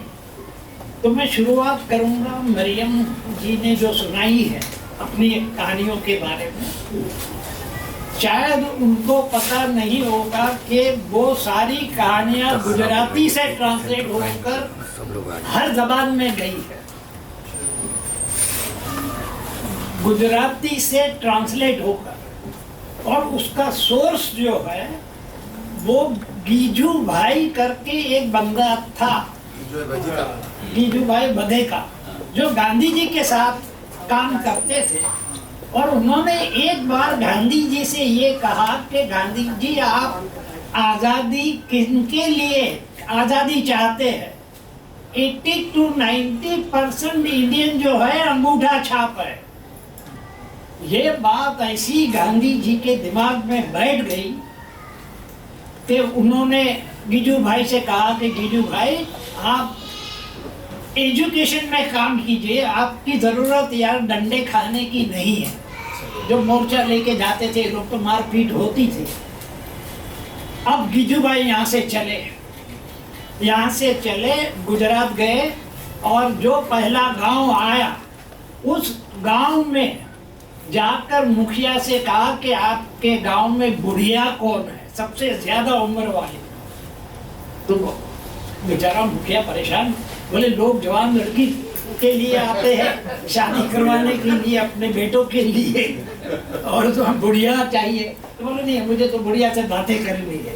इसी तरह गांव गए, बुढ़ियाओं से बातें की और जो कहानियां उनसे मिली, उनका पहला सवाल ये था कि आपको कौन सी कहानी याद है, और बुढ़िया बड़ी खुश हो जाती थी तो सुनाती थी, तो वो सारे नोट कर लेते थे। उन 10 किताब उन्होंने वो सारी किताबें 10 वॉल्यूम में छापी। 10 वॉल्यूम मैंने पढ़े बचपन में। वही कहानियां मुझे मेरी दादी ने, नानी ने सबने सुनाई थी। तो ये कहानियां आई कहाँ से? इंडिया में कहाँ से आई ये कहानियां? तो हमारे जो सेलर्स थे, जहाज में जाते थे विदेशों में, कोई फ्रांस में, कोई इधर, कई साल बाद रहना होता था, तो वहाँ की कहानियां उठाकर बच्चों की कहानी वहाँ से लेकर यहाँ आते थे। तो सारा 10 वॉल्यूम जो है वो फ्रेंच, जर्मन, चाइनीज, जापानीज सारी कहानियाँ उसमें मौजूद है। मसलन इन्होंने एक कहानी का जिक्र किया, मैं तो सारी सुनी, मैंने एक कहानी का जिक्र जो बहुत ही 100% करीब है हमारे, वो हाथी के कान का था विषय। हाथी के कान बड़े उसमें वो निकलते हैं, सींग निकलते हैं। वो पूरी की पूरी कहानी गुजराती में है। गुजराती में ये, और गुजराती से फिर मराठी में गई, हिंदी में गई, उर्दू में गई, हर जबान में गई, thanks to National Book Trust. और इन लोगों ने जो काम किया वहाँ, वो 10 किताबों का। तो ये मैंने किताबें डाली क्यों? एक छोटी सी बात जो मेरे जहन में आई कि इन किताबों ने मुझे मोटिवेट किया है। बचपन से मैं सुनता आया हूँ, बहुत बढ़िया बातें इसमें भरी पड़ी हुई है। और आज मैं राइटर हूँ, लिखना मैं सीखा तो मैं इन किताबों से सीखा हूँ, और मेरा फर्ज है कि कर्ज चुकता करूँ। तो गुजराती से मैंने उसको 10 वॉल्यूम हिंदी में किए, हिंदी से फिर हर जबान में NBT ने छापी। खैर, ये तो किताबों की पुराने विषय जो थे। अब मुझसे कहा गया है कि मैं अपने तजुर्बे पर सारी बातें पेश करूं, जो मेरी कामयाबी की कुंजी है वो भी इनको सौंप दूं। तो मेरी सफलता का राज क्या है? बाल कहानियों में मैंने लिखी सबसे निराली, सबसे अलग। हिंदी में लिखे ऐसे विषय, जैसे मिसाल के तौर पर एक किताब अभी उर्दू में ट्रांसलेट होकर आई है, सूफी, जिसका पहला ये टाइटल था मुसलमान करके छपी थी, और लोगों को मिसअंडरस्टैंडिंग हो गई कि भाई ये तो मुसलमानों की किताब है, खरीदेगा कौन इसको, और सचमुच बेचारा पब्लिशर बैठ गया। सेकंड एडिशन जो मैंने इनको दी थी अपने हिंदी वाले को, और मैंने टाइटल बदल दिया, Sufi the invisible man of the underworld. Tagline नीचे दे दी, सूफी अंडरवर्ल्ड का गायब इंसान। एक के बाद एक किताबें धन जाने लगी, इतनी गई मार्केट के अंदर सिर्फ टैगलाइन चेंज करने से। कि इसे पेंगुइन ने इसके राइट ले लिए, अंबानी ने राइट ले लिए धारावाहिक बनाने के लिए, तो इसमें नई बात क्या है? कईयों नॉवेल तो सभी लिखते रहते हैं राइटर लोग, लेकिन नई बात आप क्या लेकर आते हैं लोगों के सामने? कुछ तो हटकर लाइए आप। कहानी कितनी भी बढ़िया हो, लेकिन हटकर है कि नहीं है, ये मेरा पहला सिद्धांत, पहला उसूल ये है।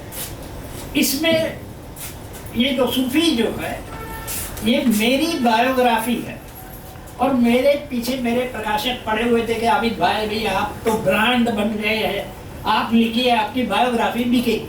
और मैं जानता था कि बायोग्राफी कौन पढ़ेगा, हर राइटर की एक सी बायोग्राफी होती है कि भाई वो कैसा स्ट्रगल किया और कैसे आगे बढ़ा और ये और क्या आएगा। तो मैं अवॉइड करता गया, तब तक अवॉइड किया जब तक नया एंगल नहीं सूझा। जब मेरी तवज्जो ज्यादा राइटरों के और है, यहाँ जितने राइटर बैठे हैं, बच्चों के बारे में तो हमने काफी अच्छी अच्छी बातें सुन ली है, तो मुझे ये जब आइडिया आया कि इसको इस तरह बदल दिया जाए बायोग्राफी को। जैसे नॉर्मली बायोग्राफी एक शख्स की होती है, और ये जमाना चल रहा है एक पर एक फ्री का, सिंपल। तो मुझे एक बंदा मिल गया जो मेरा क्लासमेट था, और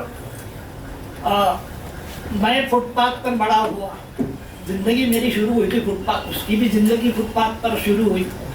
बम्बई में डोंगरी करके जगह है, जो माइग्रेट करके मुसलमान आते थे पार्टीशन से पहले, वो डोंगरी पर बेंडी बाजार पर वहीं सेटल होते थे। वो भी माइग्रेट करके आया था, मेरी फैमिली भी माइग्रेट करके आई थी। हम लोगों की ज़िंदगी ऐसी थी कि जो एक कमरा था, एक कमरा मिला था, पूरा कुंबा आया था कराची जाने के लिए, और उस एक कमरे में महिलाएं, लेडीज वो सोती थी, बाकी हम तो सब फुटपाथ पर सोते थे। पानी की किल्लत भी वही देखी। एनीवे, यहाँ से उसकी भी वही थी। फिर हम लोग ये बेचने के लिए बैठते थे, खट्टी मीठी गोलियाँ, बिस्किट फुटपाथ पे ये लगा के चटाई बिछा कर वहाँ बेचने के लिए मैं भी बैठता था, वो भी बेचने के लिए इमली, इस तरह की छोटी छोटी चीज़ें बेचते थे।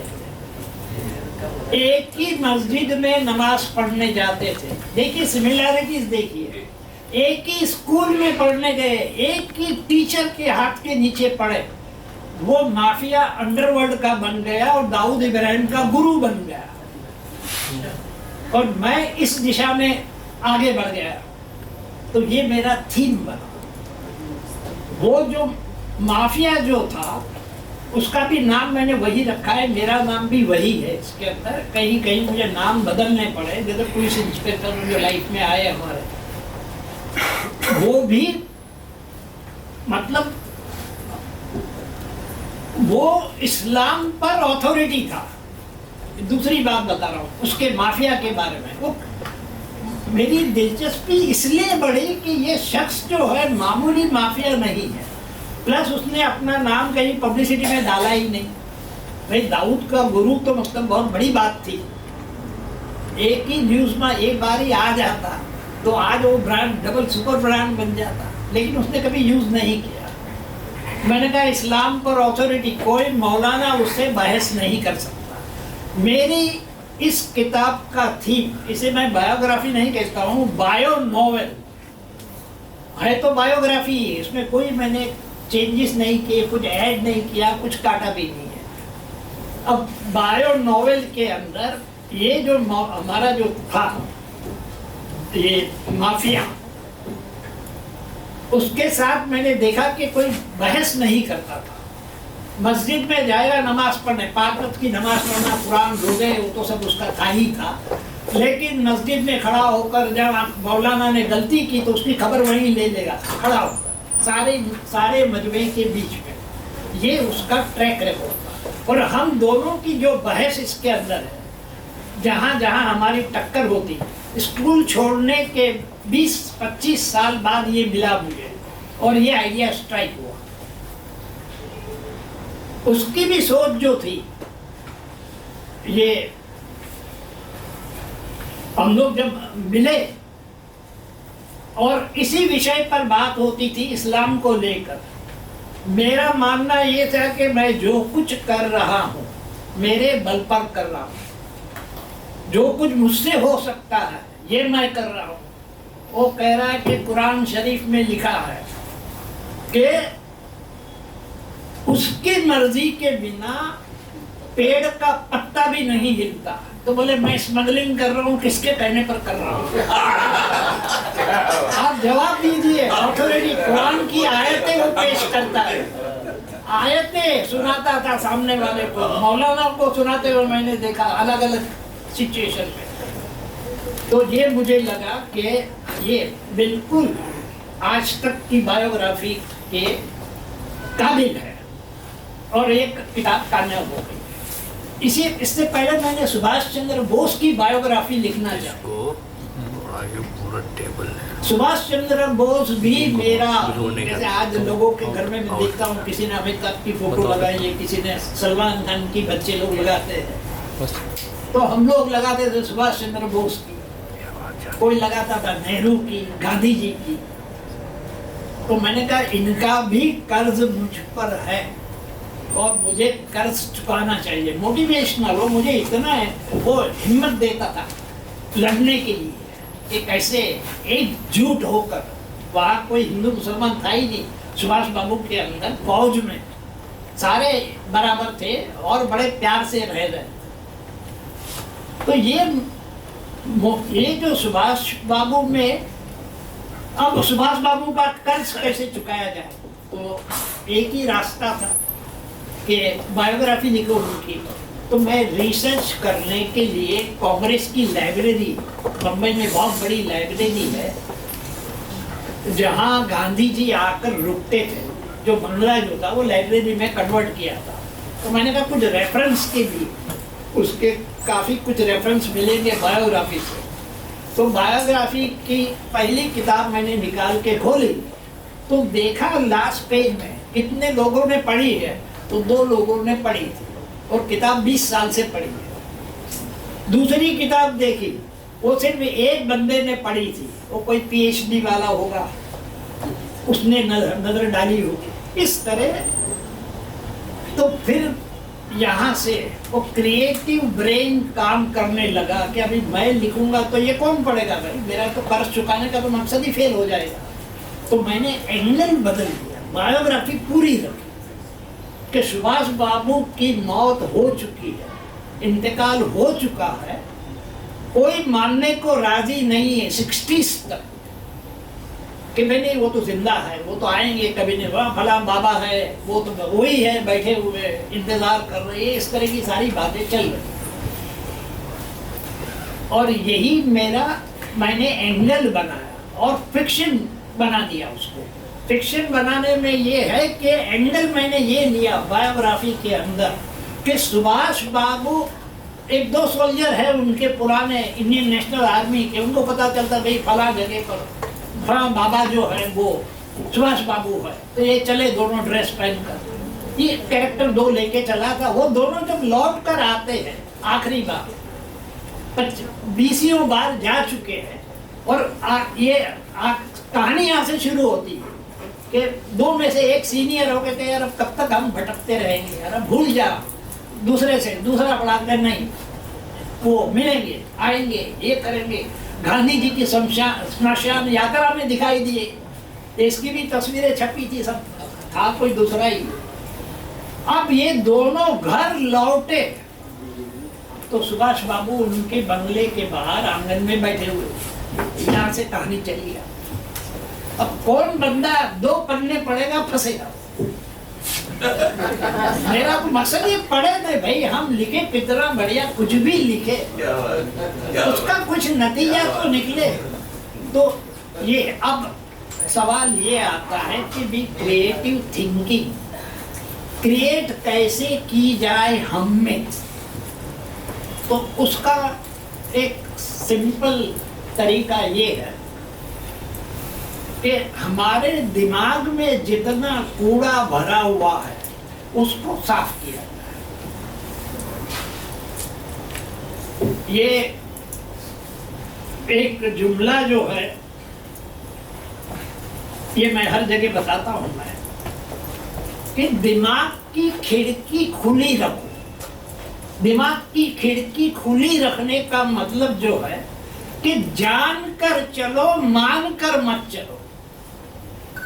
चाहे कोई भी विषय हो, कोई भी सब्जेक्ट हो, कोई भी धर्म हो, ये हमें कोई मौलाना बताते नहीं है। लेकिन मैं जब जहां मुझे ये बात पता चली, जान कर चलो, मान कर मत चलो, तो फिर मुझे स्ट्राइक हुआ कि मैं भी उसी में शामिल हूँ। जो मौलाना लोग जो मुझे बताते वो मैं सब स्वीकार कर लेता हूँ। मैंने कभी ये नहीं सोचा कि प्रॉफेट मोहम्मद जो न कोई स्कूल में गए, न कोई यूनिवर्सिटी में गए, न कोई कॉलेज में गए, क्या करिश्मा था उनमें कि मिडिल ईस्ट से लेकर स्पेन से लेकर साइबेरिया तक इस्लाम को फैलाया। ये बड़ा सवाल था। कोई मौलाना ने बताया मुझे, कहीं महफिल में नहीं सुना मैंने। तो फिर मैंने इन्वेस्टिगेशन शुरू किया कि कम से कम मैं जिस धर्म में पैदा हुआ उसके बारे में मुझे बुनियादी इंफॉर्मेशन तो मेरे पास होनी चाहिए। लेकिन हमें से मैंने देखा है कि इस बारे में ना हम सोचते हैं, ना हमें सोचने पर मजबूर किया जाता है। कोई हमें गाइड नहीं करता। सिंपल बात थी, मैंने बायोग्राफी मंगवाई, प्रॉफिट पर एक शिया आलिम ने लिखी थी। उसमें भी दाव पेच चल रहा है कि एक शिया आलिम कह रहे हैं कि भाई हाँ भाई बायोग्राफी तो सब सेम है, लेकिन टिल्ट जो रहता था वो हजरत अली पर और इस तरह। तो मैंने फिर दूसरी बायोग्राफी पढ़ी जो सुन्नी आलिम ने लिखी, वो भी मेरी जा रही है सीधी, लेकिन टिल्ट अबू बकर पर जा रहा है, हजरत उमर पर जा रहा है। ये हाँ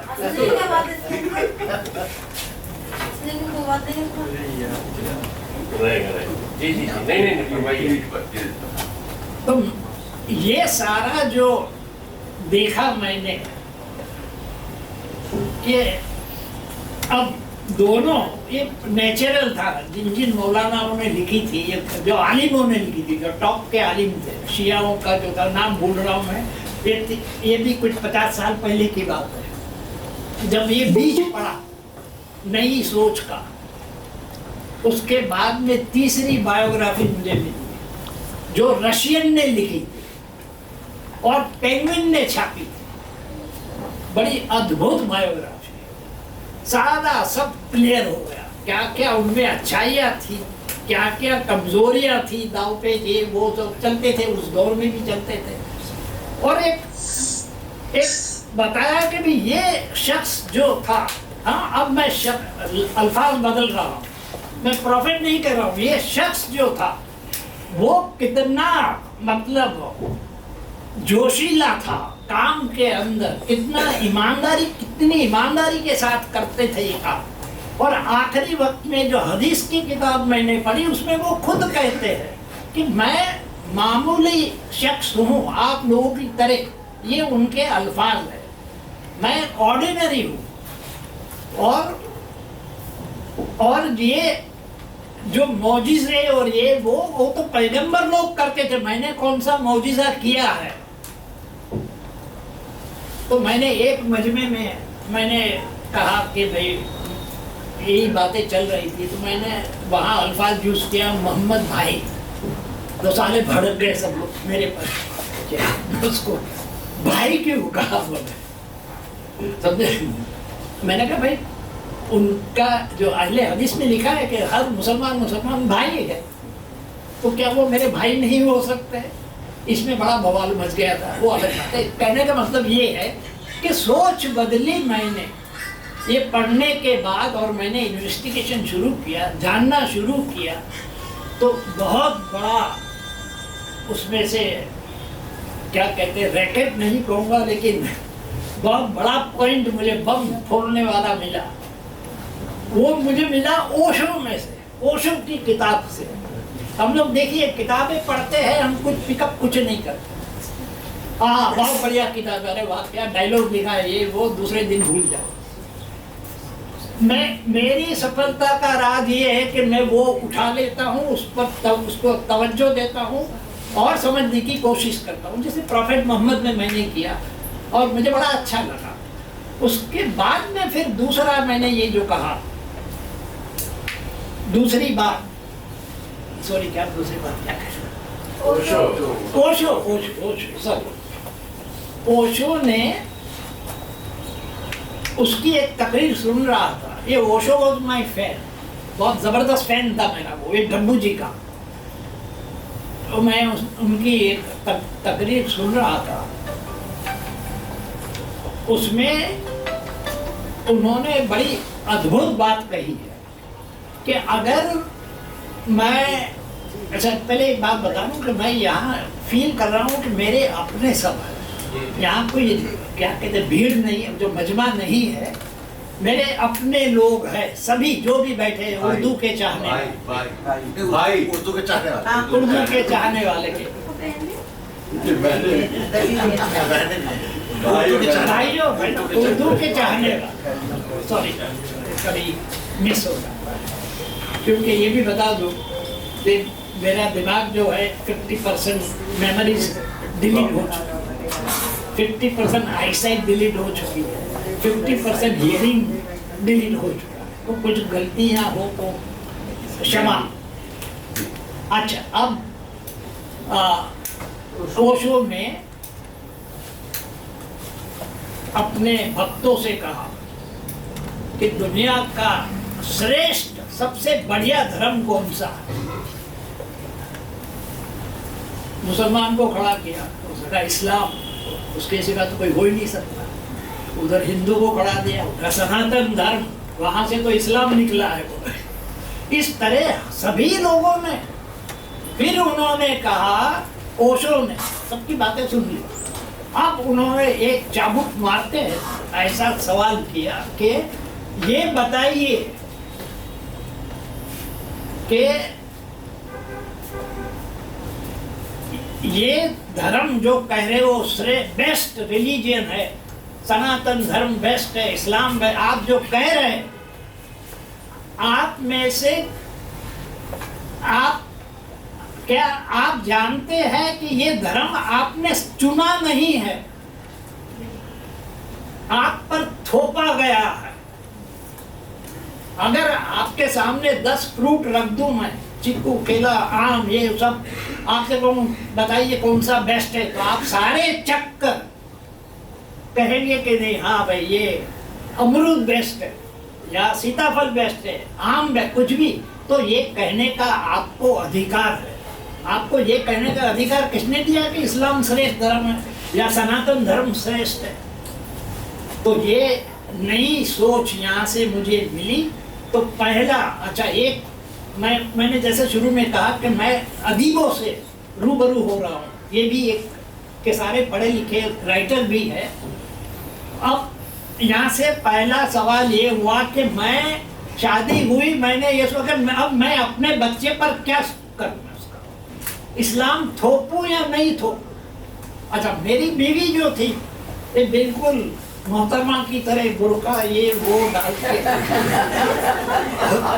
और मैं हॉट पैंट पहन के घूमने वाला, हमारा कॉम्बिनेशन ऐसा था।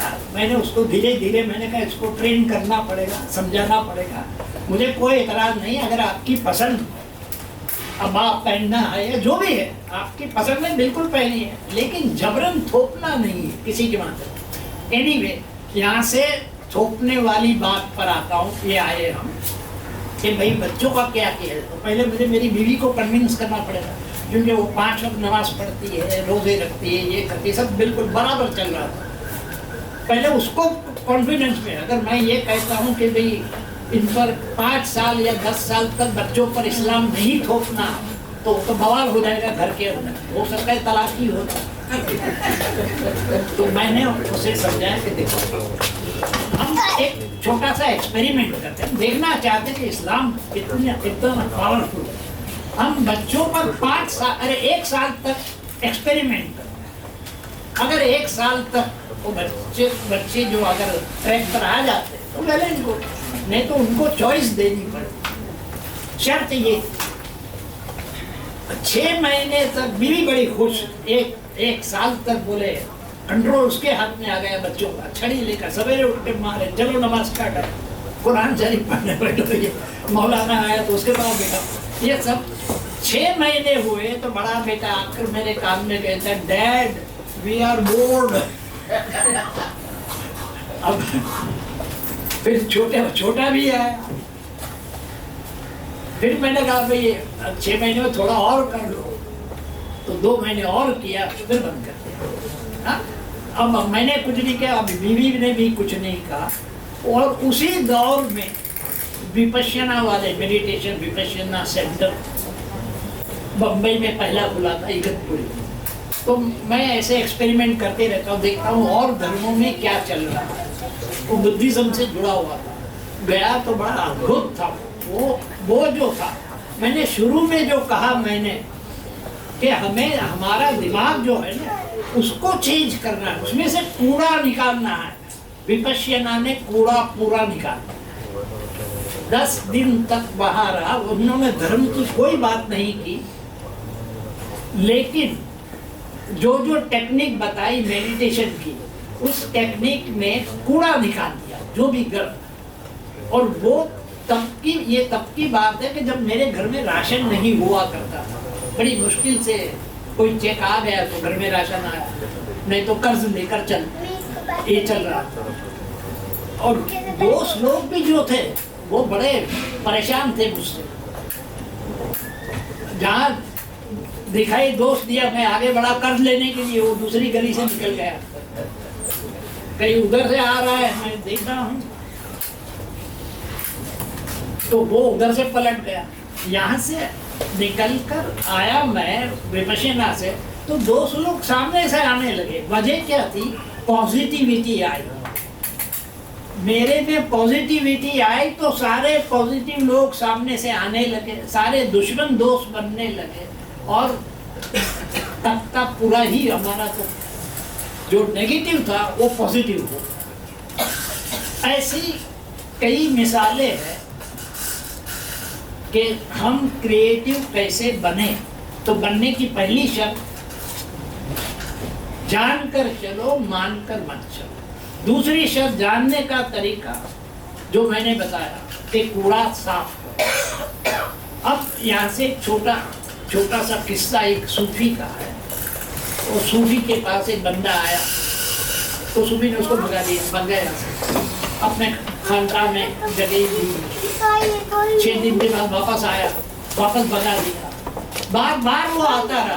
तो मैंने एक बार उसको बिठाया, तो मैंने कहा बैठ, और चाय बनाई, कप में रखी और बातें करता जा रहा है। और वो उसको क्या कहें, केटल से वो चाय डाल रहा है और बातें भी कर रहा है। और वो भर गया कप, चाय छलक बाहर जा रही है। और वो कह रहा है, जो बंदा जो आया था भक्त बनने के लिए, वो कह रहा है सर ये जा रही है, चाय जा रही है। तो बोले ये कप भर गया, अब ये कूड़ा कहाँ से जाएगा? तो पहले जो है सारा कूड़ा निकाल, अंदर कूड़ा जो भरा हुआ है वो साफ करो तो ये चाय जाएगी ना अंदर। अब बच्चे के समझ में आया और फिर धीरे वो वहाँ से शिष्य बन गया उसका। तो बेसिक थॉट जो है हमारे लिए, जैसे ऑनलाइन हमने सुना कि हमें ऐसी बातें नहीं करनी चाहिए। वो सारी बातें जो है, मुझे वो विपश्यना वाली बातें याद आ गई, हालांकि नॉर्मल बातें थी कि भाई ये जो हम बच्चों को सिखाए कहे तो उससे उसे कुछ हासिल हो, कोई नई बात जानने को मिले और नए तरीके से पेश की हो। अब नए तरीके से पेश करने का मतलब, जैसे मैंने सुभाष बाबू के और इसके मिसाल दी, वैसे ही बच्चों की कहानियों में भी दी है। अब जो जितना भी हम करें, जो भी हम करें, ये क्लैरिटी दिमाग में होनी चाहिए कि हम बच्चों के लिए कर रहे हैं, ये बीज डाल रहे हैं। कल ये बीज बड़ा होगा तो अच्छे फल देगा, और नहीं तो अंदर के अंदर ही सड़कर मर जाएगा। बहुत बहुत शुक्रिया। कहने को तो काफी कुछ है। शुक्रिया सर। आपकी जो तकरीर थी,